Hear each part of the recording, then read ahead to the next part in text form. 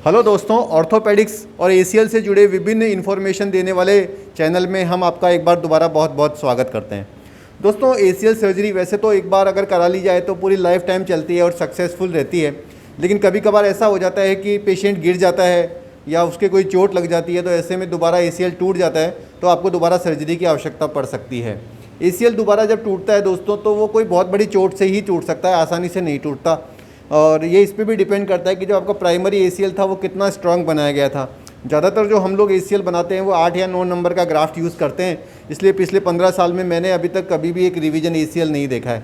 लेकिन दूसरी जगह से काफ़ी बार हमारे पास ऐसे लोग आते रहते हैं जिन्होंने सर्जरी कहीं और करवाई थी और उनका एसीएल टूट गया और फिर वो दोबारा हमसे रिवीजन एसीएल कराने के लिए आते हैं।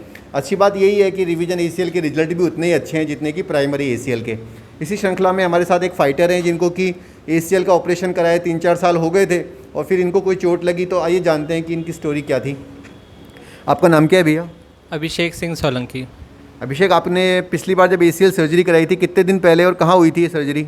सर ये दिल्ली में हुई थी, राम मनोहर लोहिया हॉस्पिटल में 2014 में।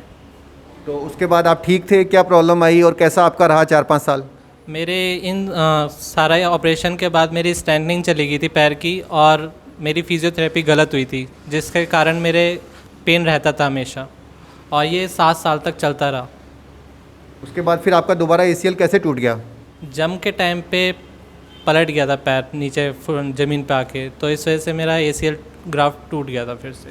तो अभी आपका जो रिवीजन एसीएल किया गया है, तो ऑपरेशन थिएटर का आपका पिछली बार का जो एक्सपीरियंस था एक सरकारी अस्पताल का और अभी का, उसमें आपको क्या अंतर महसूस हुआ? इस बार बहुत अच्छी तरीके से किया गया था। मुझे डर था एनेस्थीसिया का इंजेक्शन कमर में दर्द करेगा, बट इस बार बहुत लाइटली था, कुछ लगा ही नहीं कि ऐसा एनेस्थीसिया का इंजेक्शन कमर में दर्द पैदा करेगा। आपको पिछली बार ज़्यादा दर्द हुआ था क्या? हाँ, ज़्यादा हुआ था, वो कमर में लगाया गया था तो सीधा बहुत अटैक किया था वो। तो आपने ऑपरेशन में अपने जो लिगामेंट बनाए वो दिखाए गए थे टीवी पे आपको? यस सर, दिखाए गए थे। और साथ में शायद आपके मेनिस्कस टीयर था, तो उसको भी हमने रिपेयर कर दिया है, ठीक है? ये मैंने देखा था, सर ने दिखाया था कि मेनिकस फटा हुआ है, वो बार बार बीच में आ जा रहा था जिसकी वजह से लॉकिंग हो रही थी, तो सर ने मेरा मेनिकस स्टिच किया था, सब दिखाया गया था। तो आप जो जिस उम्मीद से यूट्यूब चैनल देख के हमारे अस्पताल में आए थे दिल्ली जैसे बड़े शहर से, तो क्या आपको अस्पताल आपकी उम्मीदों पे खरा उतरा?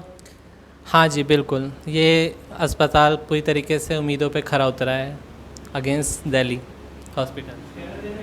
तो हम आपको इस जगह को चुनने के लिए बधाई देते हैं। अब आपको बार बार दिल्ली से जयपुर आना नहीं है। स्टिचेज़ आपके 15 से 16 दिन बाद कट जाएंगे और उसके बाद आपको जैसे जैसे मैं एडवाइस करूंगा, जैसे पिछली बार आपको अच्छी फिजियोथेरेपी की गाइडेंस नहीं मिल पाई थी, लेकिन इस बार आपको फिजियोथेरेपी की हाई क्वालिटी गाइडेंस वीडियोज़ के माध्यम से फ्री ऑफ कॉस्ट मोबाइल पर मिलती रहेगी। आपको बार बार उसके लिए कोई खर्चा भी नहीं करना है। 45 से 50 दिन में आपको पैर मोड़ लेना है। वॉकर का जो उपयोग है वो 15-20 दिन करना है, उसके बाद छोड़ देना है।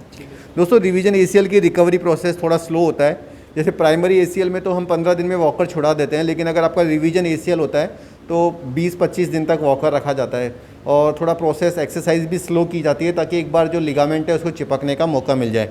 इनके लिए जो हमने लिगामेंट यूज़ किया है उसका नाम है बोन पटेला टेंडन बोन, जिसमें कि बोन का जो स्ट्रॉन्ग लिगामेंट है वो बनाया गया है, जो मैं हमेशा रिवीजन केसेस में काम में लेने की कोशिश करता हूँ। तो मुझे पूरी उम्मीद है कि अभिषेक के बहुत शानदार रिजल्ट्स आएंगे और एकदम ये परफेक्ट हो जाएंगे।